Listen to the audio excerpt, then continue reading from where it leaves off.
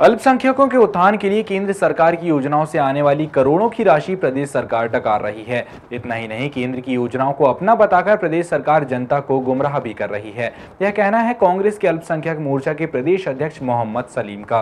गुरुवार को नगर कांग्रेस कमेटी उपाध्यक्ष राजकुमार सोनकर के साथ सलीम ने जन जागरण यात्रा निकाली, जिसमें बड़ी संख्या में कांग्रेसी कार्यकर्ता मौजूद रहे।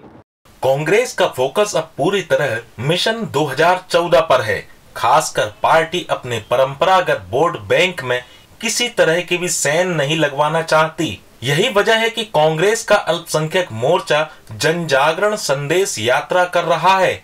प्रदेश के विभिन्न जिलों का भ्रमण करते हुए मोर्चा के प्रदेश अध्यक्ष मोहम्मद सलीम शहर पहुंचे। नगर कांग्रेस कमेटी उपाध्यक्ष राजकुमार सोनकर के साथ उन्होंने यात्रा निकाली। जन जागरण संदेश यात्रा के जरिए केंद्र सरकार की अल्पसंख्यकों के लिए चलाई जा रही योजनाओं का गुणगान किया जा रहा है।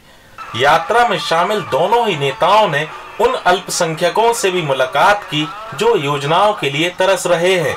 मोहम्मद सलीम ने भाजपा पर आम जनता को गुमराह करने का आरोप लगाया और कहा कि अल्पसंख्यकों की आंखों में धूल झोंककर भाजपा ने विधानसभा चुनाव जीता है। कि भारतीय जनता पार्टी सरकार भारत सरकार की जो भी योजनाएं आ रही हैं उनको अपनी बता के अल्पसंख्यकों को गुमराह कर रहे हैं।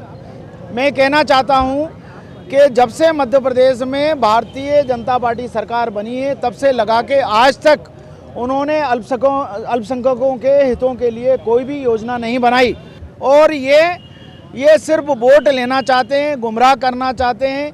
विधानसभा का चुनाव इन्होंने गुमराह करके अल्पसंख्यकों के आंखों में धूल झोंक के जीत लिया, लेकिन आने वाले 2014 का जो लोकसभा चुनाव है हम उसमें ऐसा नहीं होने देंगे और जो सच्चाई है वो लोगों तक पहुंचेगी। मोर्चा का यह भी आरोप है कि केंद्र से अल्पसंख्यक बच्चों के लिए 400 करोड़ रुपए योजना के तहत स्वीकृत हुए थे, लेकिन प्रदेश सरकार की उपेक्षा की वजह से लैप्स हो गए। इतना ही नहीं, सलीम ने भाजपा को आतंकवादी पार्टी तक करार दे दिया। कांग्रेस की सरकार थी उस वक्त 2100 उर्दू शिक्षकों की नियुक्ति हुई थी। आज 10 साल में बीजेपी सरकार में एक भी उर्दू शिक्षक की नियुक्ति नहीं हुई है। भारत सरकार की जो योजनाएं हैं उनको लैप्स कराते हैं। लगभग 400 करोड़ रुपए भारत सरकार ने अल्पसंख्यक बच्चों के वजीफों के लिए भेजे थे, उसको भी इन्होंने लैप्स करा दिया।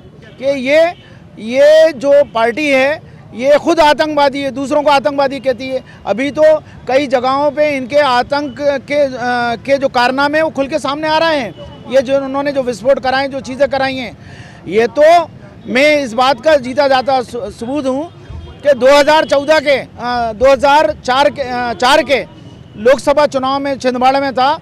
आरएसएस के लोगों ने मुझे मरवाने के लिए पूरी प्लानिंग करी, मेरे ऊपर हमला कर दिया था, मेरे दोनों हाथों पैर तोड़वा दिए थे। 1.5 साल मेरे ऊपर प्लास्टर रहा। पूरे हिंदुस्तान की मीडिया ने उस चीज़ को छापा था। तो ये तो हिंसा करके सारे हथकंडे अपना के ये सत्ता में काबिज होना चाहते हैं। कांग्रेस के नगर उपाध्यक्ष राजकुमार सोनकर ने भी इस संदेश यात्रा को मील का पत्थर बताया।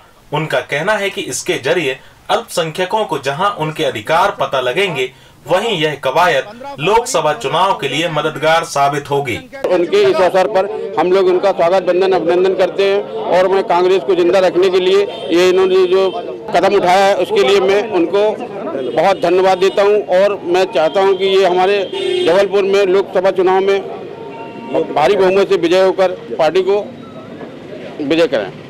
अल्पसंख्यक मोर्चे की इस संदेश यात्रा के दौरान बड़ी संख्या में कांग्रेसी कार्यकर्ता शामिल रहे। खासकर अल्पसंख्यक इलाकों से निकाली गई इस यात्रा को लोकसभा चुनाव की तैयारियों से जोड़कर भी देखा जा रहा है। यह मौका उन कमजोरियों को भी दूर करने की कोशिश है जो विधानसभा चुनाव में सामने आई।